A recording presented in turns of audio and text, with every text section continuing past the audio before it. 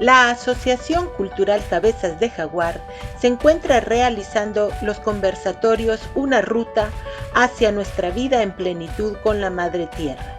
En esta ocasión compartimos la reflexión acerca de si existen acciones en marcha para superar el paradigma de vida vigente en la humanidad, con el analista político Álvaro Pop.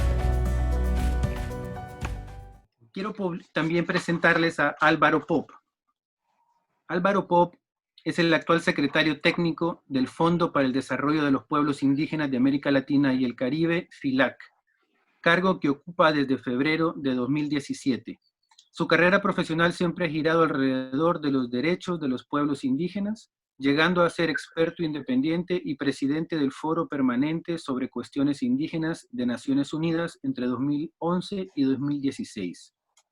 Durante este periodo en Naciones Unidas, Álvaro fue responsable de la primera evaluación mundial del cumplimiento de la Declaración de los Derechos de los Pueblos Indígenas de Naciones Unidas en Guatemala hacia el año 2012. A lo largo de su trayectoria profesional, el activista maya ha elaborado diferentes informes sobre la realidad indígena. Los más destacados son el informe sobre la realidad de la infancia indígena en Mesoamérica, el informe del estudio sobre la democracia y los pueblos indígenas en América Latina, y el informe sobre comisiones de verdad y pueblos indígenas en América. Entre los cargos que ocupó se encuentran el de miembro de la instancia de diálogo global con pueblos indígenas de la Organización de las Naciones Unidas para la Alimentación y la Agricultura, FAO. También ha trabajado para la Corte Suprema de Justicia de Guatemala en la política institucional para la pertinencia cultural en 2014. Bienvenido, Álvaro. Es un gusto que estés con nosotros. ¿Existen acciones en marcha para superar el paradigma de vida vigente en la humanidad?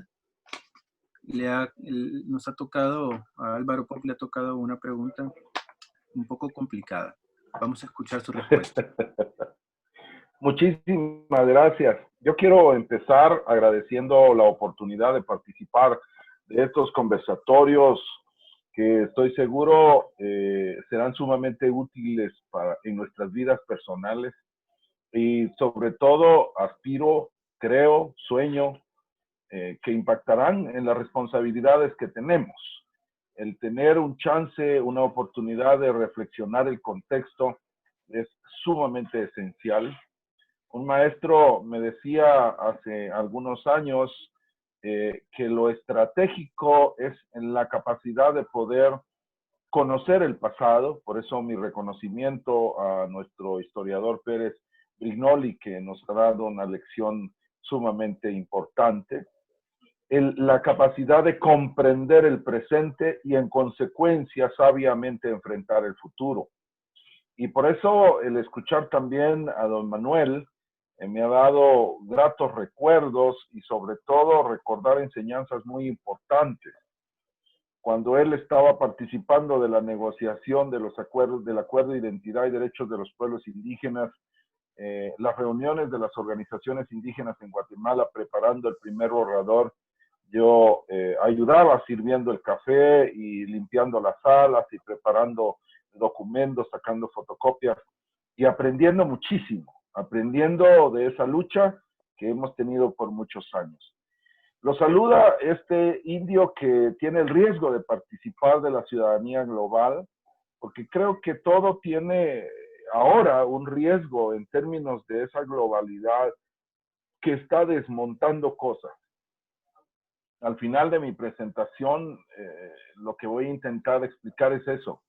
Que las crisis lo que están haciendo es desmontando fenómenos, desmontando sistemas. Y muy probablemente se armarán de una manera o de otra o de la misma. Ese es el tema y esa es la incertidumbre. Pero lo que voy a hacer es una provocación nacida de mi formación de ciencia política y mi experiencia internacional.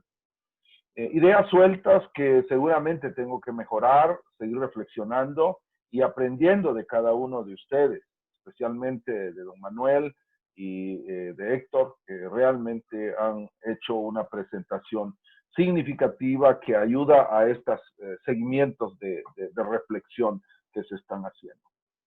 El primer capítulo, la primera parte de lo que quiero compartir con ustedes, insisto, a manera de provocación, es hacer una pequeña panorámica y una muy rápida y muy inocente, si quieren, caracterización de este paradigma. ¿De qué paradigma estamos hablando? Si nos vamos a preguntar si hay nuevas acciones para desmontarlo, para cambiarlo, ¿de qué paradigma estamos hablando? Entonces voy a muy rápidamente a mencionar algunas características que creo tiene este paradigma. En primer lugar, es individualista. Primero yo, segundo yo y tercero yo. Está basado sobre todo en el consumo, pero además un consumo en donde todo se cobra. Por eso es que en los últimos 30 años de la historia del mundo, pero sobre todo de la historia latinoamericana, ha sido de la privatización. Todo se ha privatizado y incluso se está privatizando hasta la democracia. No puedes ganar las elecciones si no contratas a una empresa que te permita hacer el marketing político, el mercadeo político de imagen, de voz, de mensajes que seduzcan a los electores, que los hagan votar por ti, que los hagan seguirte. Aún si estás diciendo cosas que no les conviene, cosas que no saben, porque lo que va a funcionar aquí es el marketing, es la psicología que va a hacer mover a la gente como que si estuviese comprando papel toalé o que esté comprando una casa o que esté comprando un vehículo. Es simplemente la obsesión de compra y inclinarse y prevalecer una selección. Es un sistema que además es hedonista. Hay que darle un lugar preferencial al placer. El placer de comprar, el placer de comer, el placer de tener sexo por sexo mismo, el placer de viajar, el placer de tener cosas que te hagan sentir que eres superior al resto. Es el puro placer. Es el gusto de hacer las cosas. Las escuelas, las doctrinas que están prevaleciendo, los medios de comunicación exacerban lo más que se puede en este placer, el placer de estar informado, muchas veces sin sentido ni ton ni son, sin ninguna orientación, es simplemente la acumulación de información, la acumulación de riqueza, la compra, el gusto por comprar. Es un sistema hedonista. Es un sistema además que se sirve del poder. Muy interesante porque se sirve del poder, adquiere poder para servirse de él. Por eso las grandes corporaciones se han vuelto los actores fundamentales de la democracia, porque pueden pagar las exigencias del sistema para convencerte, para tomarlos como opción de voto, como opción masiva que va a inclinar el ejercicio del poder de los estados, el ejercicio del poder político, el tener poder. Y ese ejercicio se ve en otras expresiones. Todo el tema del narcotráfico está basado no por la necesidad de riqueza, que llega a un punto en que es incontable el dinero, sino es el ejercicio del poder, la influencia, la toma de decisiones. Es conquistar poder para servirte de él. Aunque decía también alguien, ¿de qué sirve el poder si no te sirves del poder? Pero como veremos más adelante, hay otros sistemas, hay otras maneras de vida que ven el poder de otra manera. Otra característica que tiene es que tiene misioneros. Este sistema, que además es muy característico, tiene una característica fundamental, es un sistema eurocéntrico, todo circula alrededor de Europa y ahora de Estados Unidos, Canadá, y luego también Oriente, en el Japón, China misma, pero ya es un sistema que ha nacido de un lado y ha logrado tener una capacidad misionera, porque va y te convence, toca a tu puerta y te dice, traemos algo que te conviene.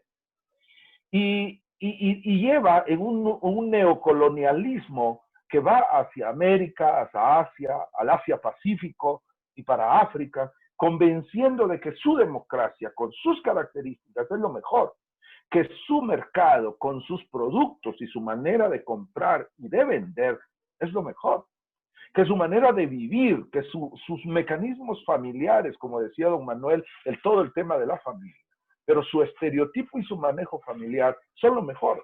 y que te tiene que convencer de que efectivamente tienes que buscar eso, porque si lo buscas vas a obtener placer, y si obtienes placer vas a ser feliz, y si eres feliz tienes que hacer que los demás circulen alrededor de eso, porque te van a hacer a ti feliz en esas circunstancias.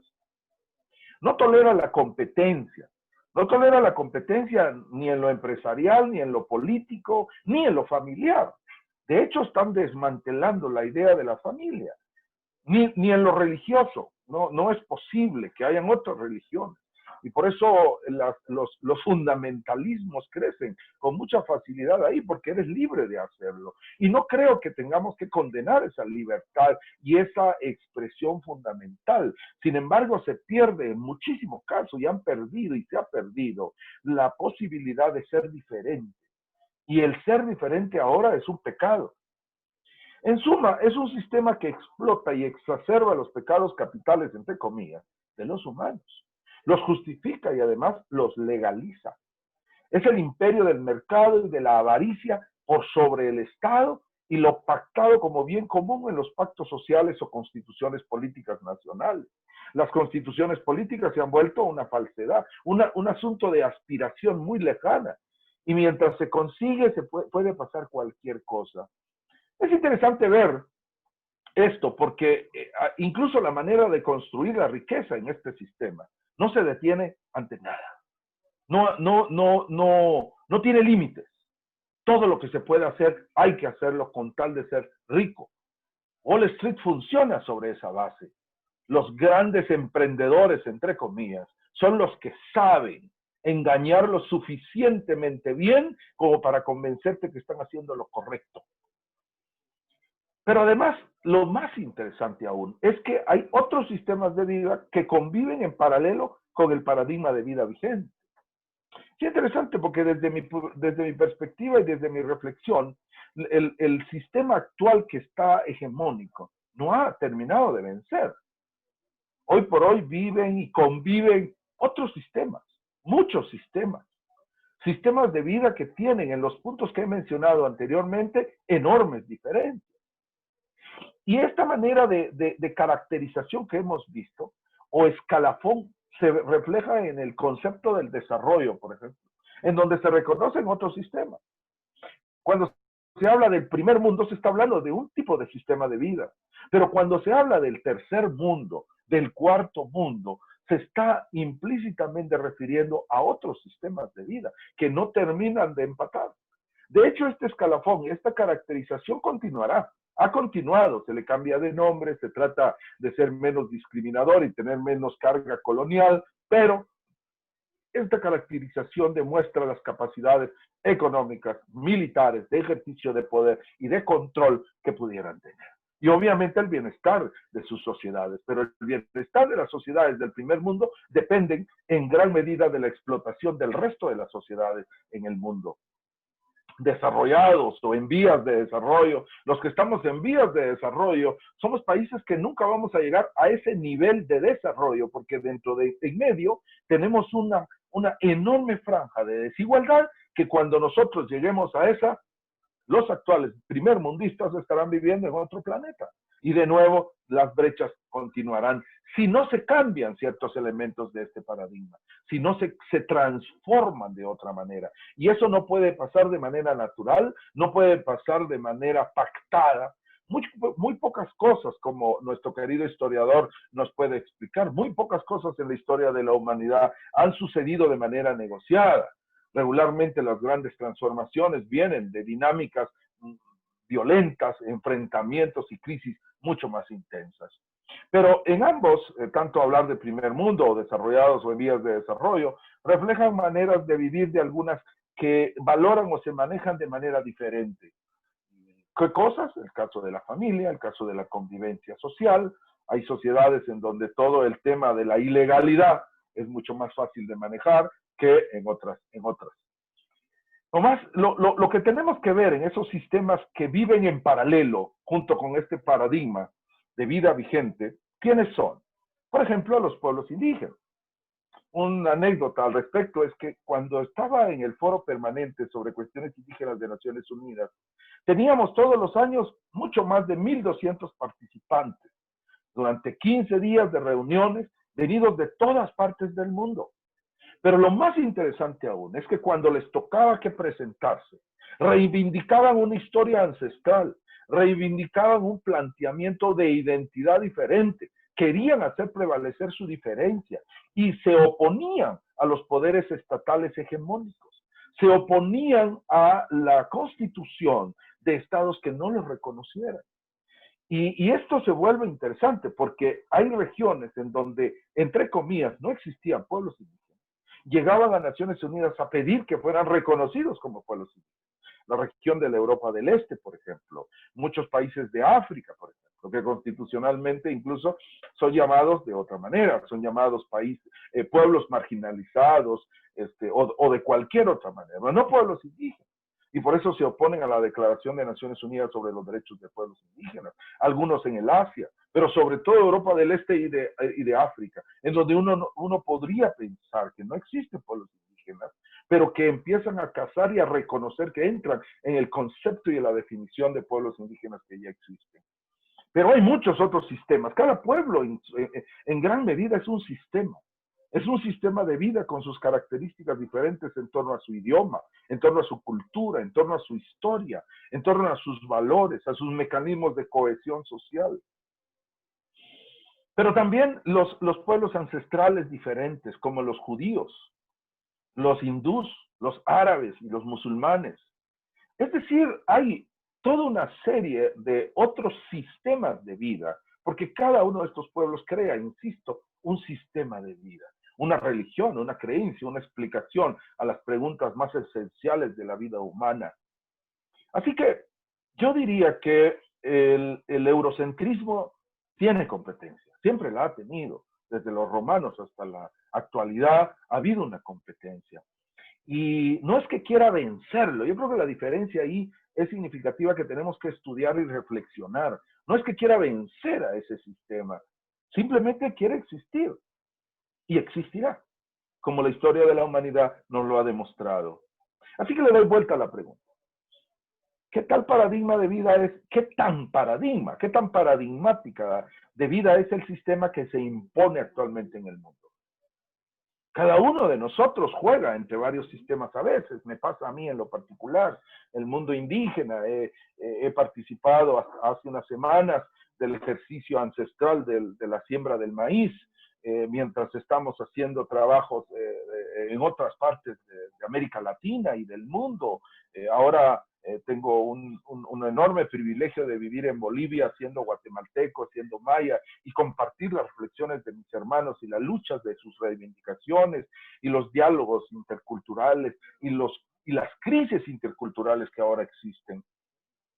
Así que yo diría que no es tan paradigmático. Hay efectivamente una potencia enorme en el sistema eurocéntrico que está prevaleciendo, pero que sin embargo, a pesar de los pesares, hay otros sistemas que nos permiten seguir viviendo, que nos dan opciones, que nos oxigenan la vida y que sobre todo nos permiten ver la crisis con menos posibilidad de crisis. Nuevas acciones para superarla y contestar la pregunta en la última parte de mis últimos par de minutos. Primero, creo que el mundo siempre está en crisis, como ha mencionado don Manuel Salazar. Siempre hay algo que sucede. Algunas son más intensas y cambian los estilos de vida, como la revolución industrial, que hubo realmente una transformación, y ahora se está hablando de que el Internet va a ser esta nueva revolución, la tercera para algunos, la cuarta para otros, revolución que va a transformar el mundo. Y yo creo que efectivamente, a partir de todo el tema del Internet, hay toda una serie de cambios culturales, globales, muy significativos. Pero sí, me permito decir que lo que está sucediendo en el mundo es que los sistemas de vida colaterales están convenciendo a más gente de sus bondades, o fortaleciéndose, o transformando, o algunos desapareciendo.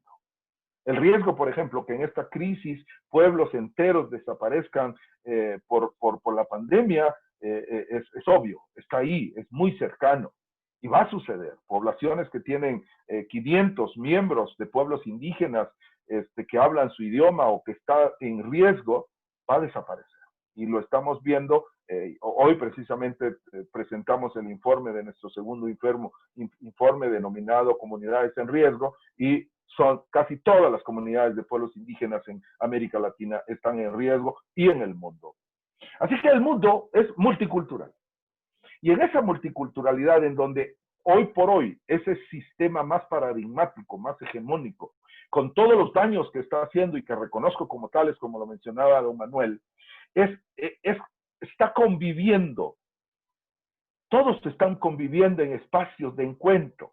Cuando uno está en la Puerta del Sol en Madrid, en el aeropuerto de Roma o en la estación central de Nueva York, los cientos de idiomas que cruzan enfrente de uno demuestran ese nuevo encuentro. Y sobre todo la posibilidad de que los sistemas están vigentes, están haciendo acciones nuevas, como me hace la pregunta. Pero ¿qué tanto superarán estos sistemas colaterales al paradigma vigente? No lo sé. Pero lo que estoy seguro es que los otros sistemas de vida adquieren una importancia cada vez más significativa en esta crisis. Muchas gracias y perdón los minutos que les he robado. Muchísimas gracias, Álvaro. Sin duda, interesantísima la intervención. Y en este momento vamos a dar inicio a la ronda de interacciones. En el contexto de la pandemia se habla del regreso a una nueva normalidad. ¿Cuál es esta nueva normalidad a la que volveremos después de la pandemia? ¿Cuál sería la mirada que debemos plantear incluso en el nuevo rol y concepto de la escuela?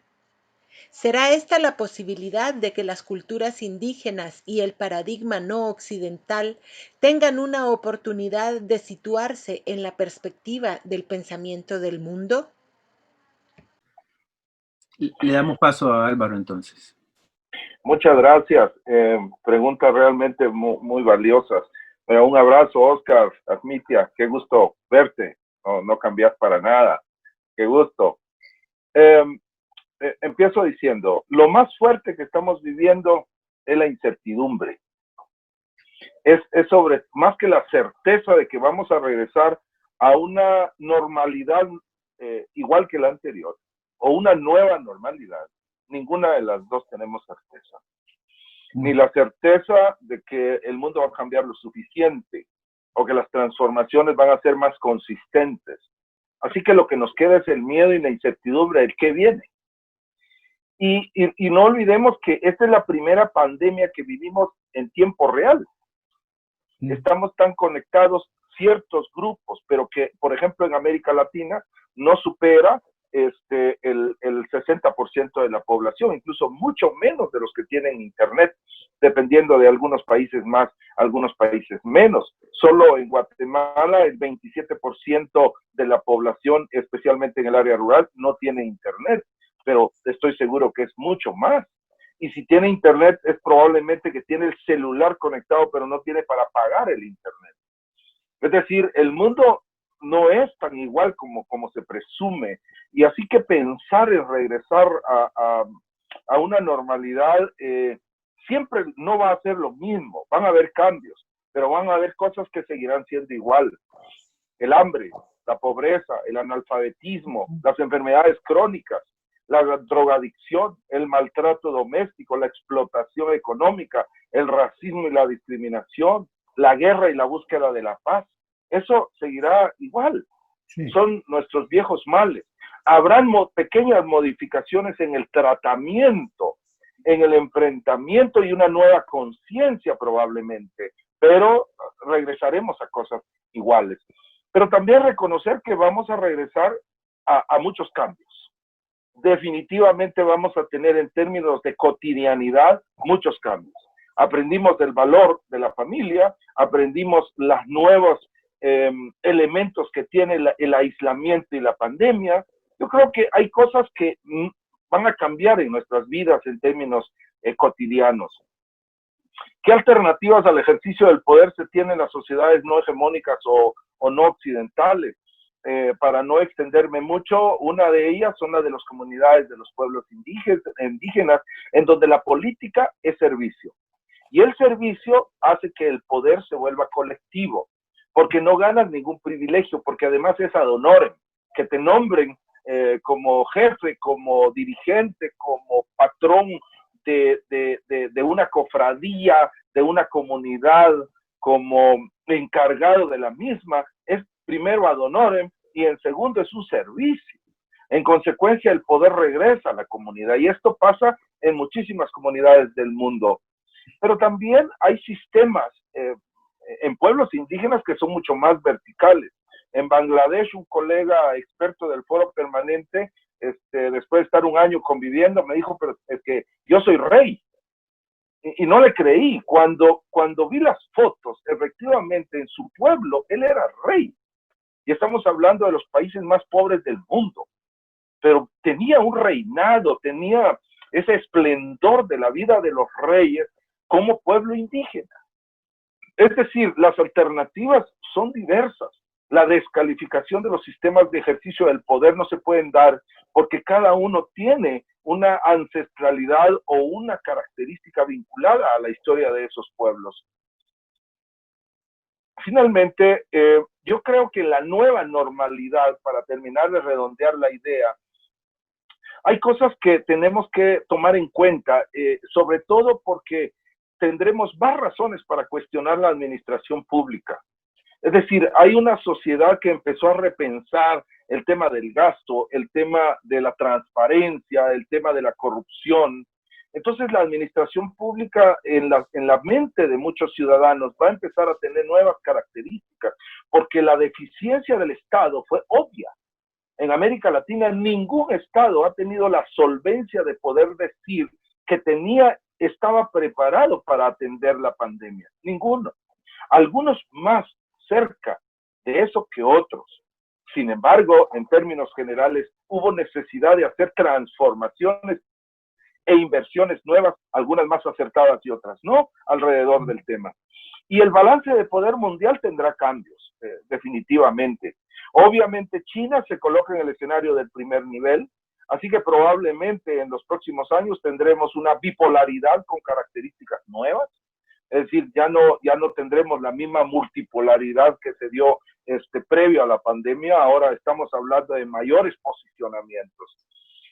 Yo creo que la posibilidad de que los pueblos indígenas se sitúen en la perspectiva del mundo, igual que el colega Pérez Brignoli ha mencionado, también es un deseo. Ojalá. Pero también es una posibilidad. Lo que sí estoy seguro es que en algo influiremos en la conducta de la humanidad para los próximos años.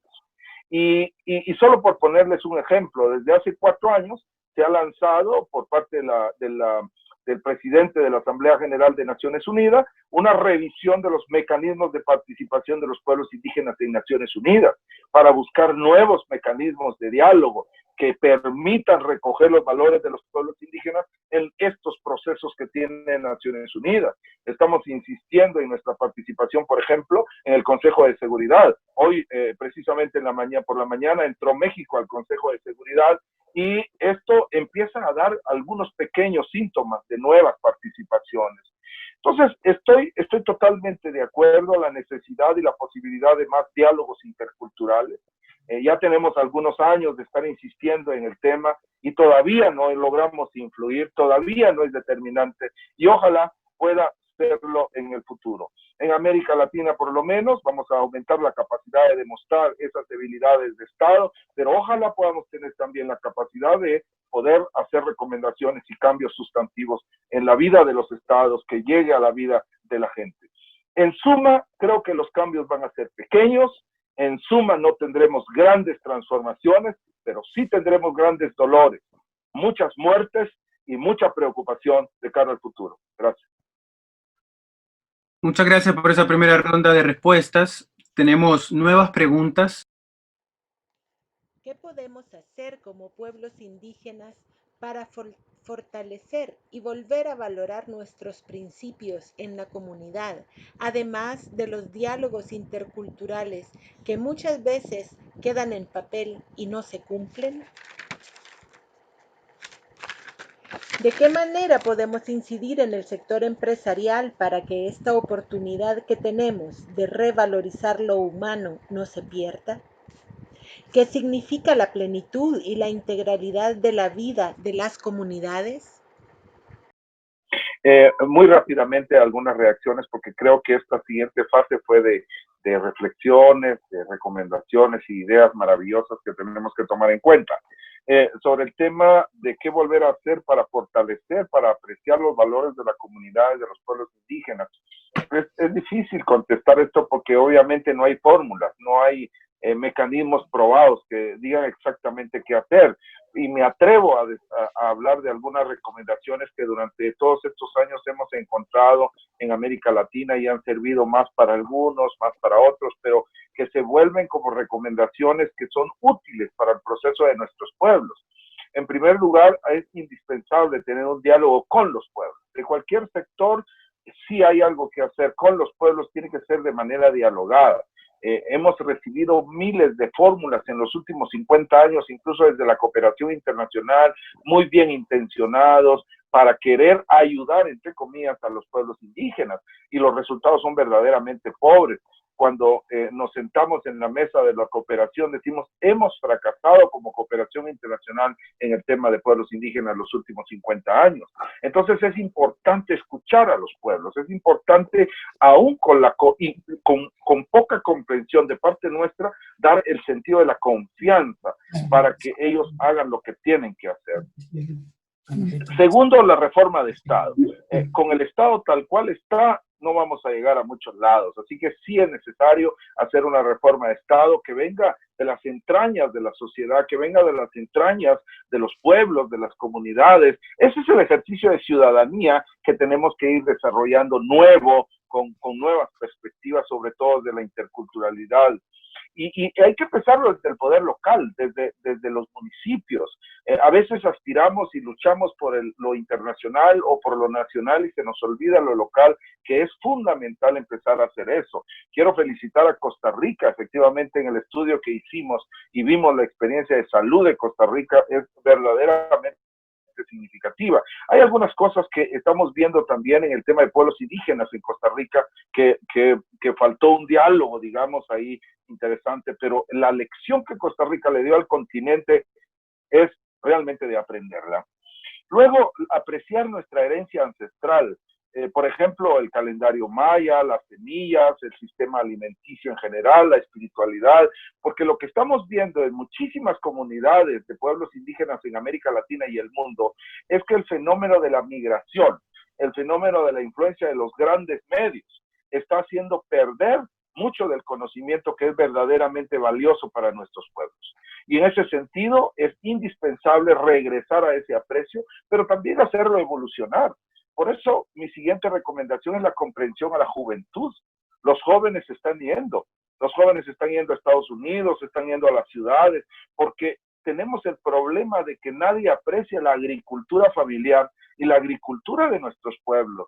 Y entonces hemos llegado al discurso, hemos hecho un discurso, y más que un discurso, hemos hecho una educación, que decimos que la educación es primero, que la escuela es lo más importante, que vayan a la escuela, y eso tiene una trampa, estos dados están cargados, porque cuando se van a la escuela hace un fenómeno de transvestismo, y hace un cambio cultural que le hace daño a los propios pueblos.